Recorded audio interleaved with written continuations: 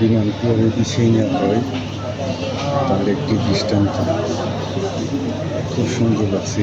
Ethiopian airlines বিমানটিকে পিছিয়ে নিয়ে বিমানটি পিছিয়ে যেতে পারে না।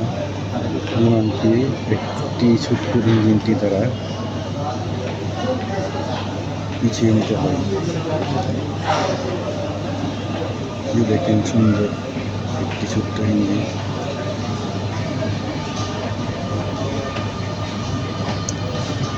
একটু করে ইঞ্জিনটা এখান থেকে চলে যাবে।